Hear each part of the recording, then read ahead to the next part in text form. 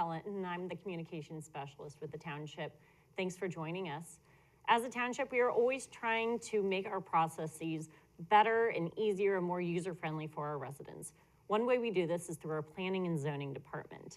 As you may have seen, we recently had a full overhaul of our zoning resolution. Part of that is to make sure that it is more approachable for our residents so they can achieve what they want and we can thoughtfully form the township. With us today are two of the new employees who are making that happen. We've got Juliana Petti and Maggie Klein. Hello. Hi, Helen. Hi.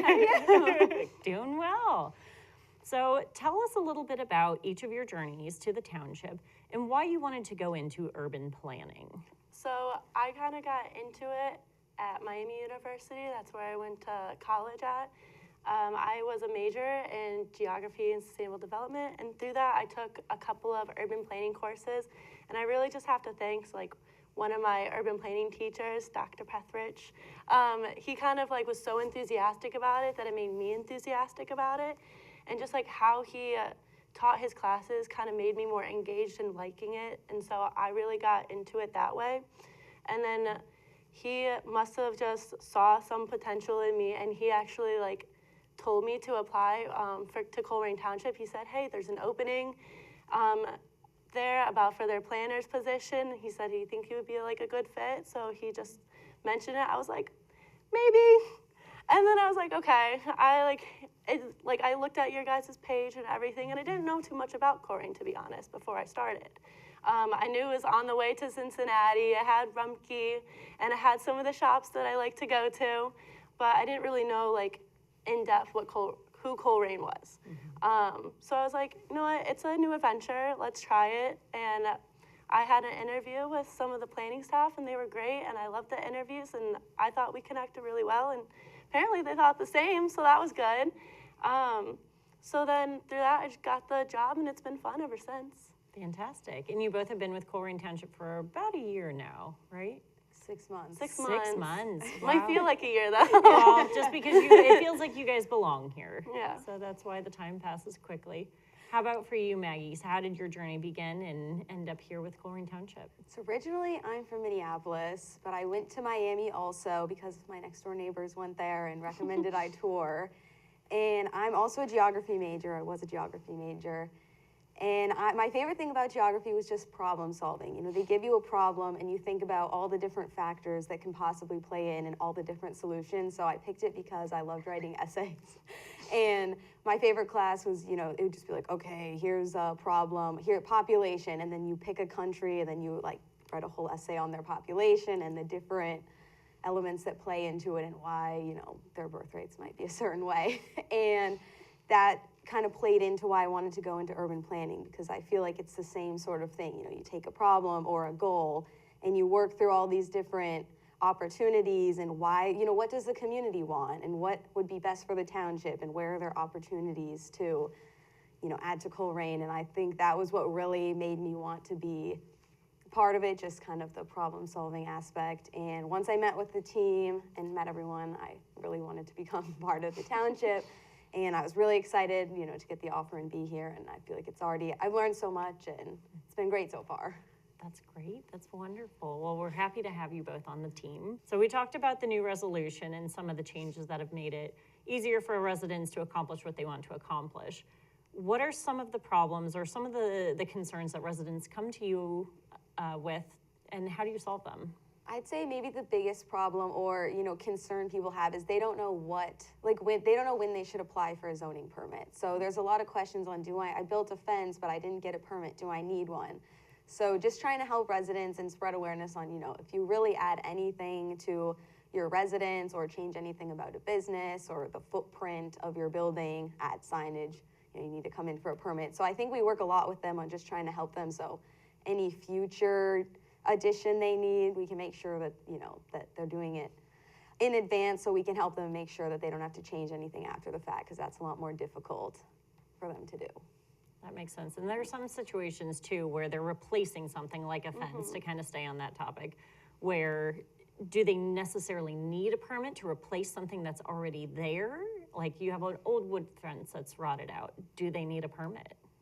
Technically, we do make them get a permit just because you might be replacing that, but that doesn't mean you're putting it in the same area, which let's say you want to put it 2 more feet to like the left, and that goes into your neighbor's yard. And it's like, technically that's their property now. And it's like, you don't want to have that civil dispute between you and your neighbor. So we're kind of there to kind of make sure that you're putting it in the right spot, not to be like, put you down about you can't put up a new fence, but just to make sure that you're safe and that your neighbor's safe and that you're not getting like a violation later on about it. That makes sense. So it does help a lot when you call ahead of time before you put it up, too, just so you can get some extra recs. Because I think sometimes people don't look at the zoning resolution either. They kind of just call us instead, which we really appreciate, because honestly, it helps us with our knowledge. So we'd be happy to take your calls. So having them call us actually really helps us like learn it better as well. And feel more confident about our answers as well too.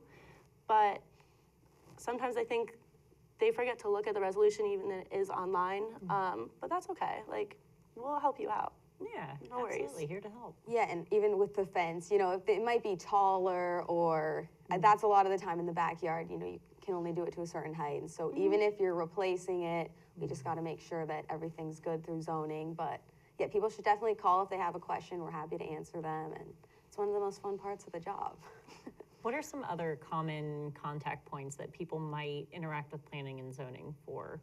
Especially in winter, do you notice that there's a certain kind of call, or in summer, you know, people might be putting in pools or something like that? What are some common touch points that you guys talk about with residents? A lot of times it is like driveways, fences. It's usually more residential. At least in my experience, it's been more residential than commercial. Unless there is like a big meeting like zoning commission or Board of Zoning Appeals, we'll send out letters a couple weeks in advance. And so those will go to people that are surrounding that location. And so they'll get a letter, they'll see what it is, and they're like, oh my gosh, what is happening? I'm really concerned. I need to call you. So they'll call us and be like, why is this going here? What is happening? I have no idea. I don't want this here, or I do want this here. So it really just depends, but that seems to be like the other common questions that we get, or concerns.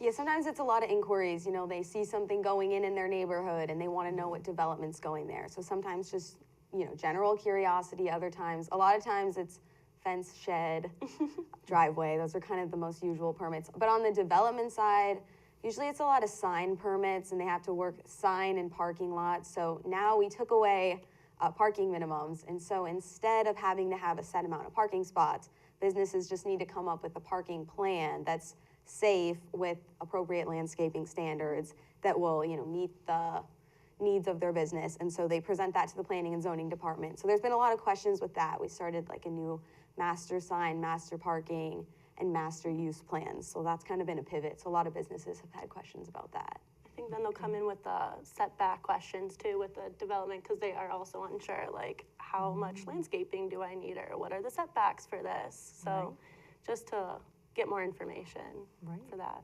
So if a resident does come in and say, I have this, but it's not typically allowed within zoning, what can they do from there? If this is something that they feel like they need, they really have their heart set on it, what can they do?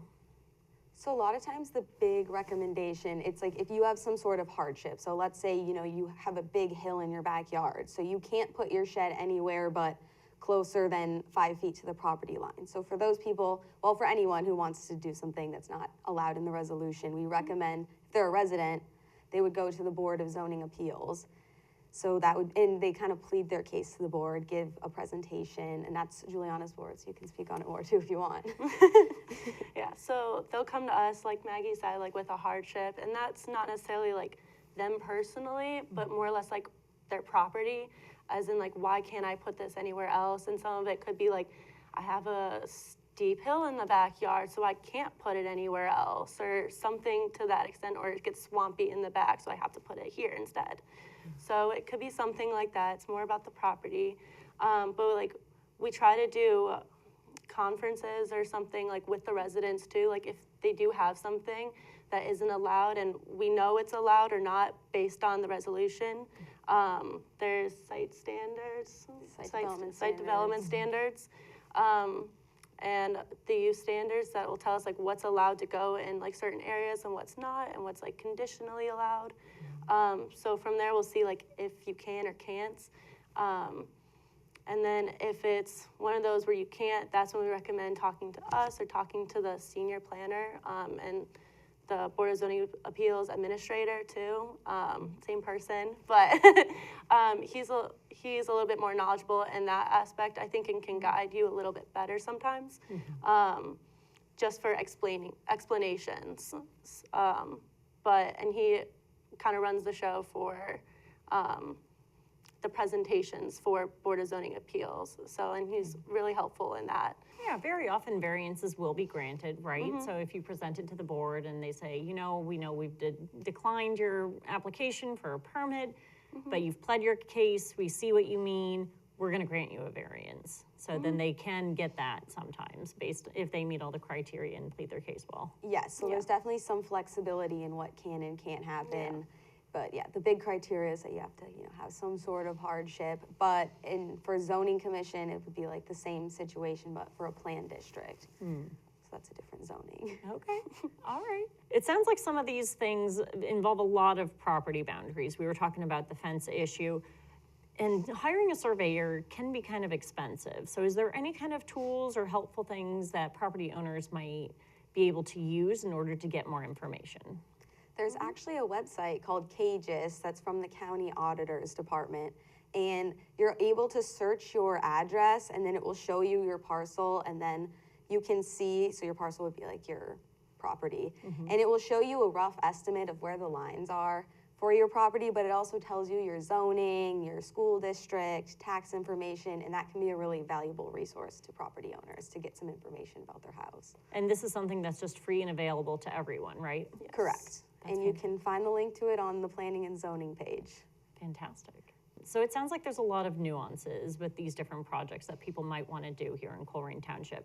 So how would they meet with you to get a sense of what they can do, what they can't do, and get all of their questions answered? So sometimes it starts with kind of an informal phone call. So you can call the zoning department and say, like, look, I'm trying to do this project. And then we can direct you to the website if you want to schedule a more formal meeting where maybe you have more concrete idea or site plan, something you want us to look at and give sort of like a preliminary look over. And that you would go to the website, and then there's a schedule a meeting portion, and then you'll just pick a time, and then the zoning department will send the best people to help fulfill, your inquiry. That sounds great. Juliana, Maggie, thanks for talking to Colerain today. Thanks for having us. Yeah, thanks for having us, Helen.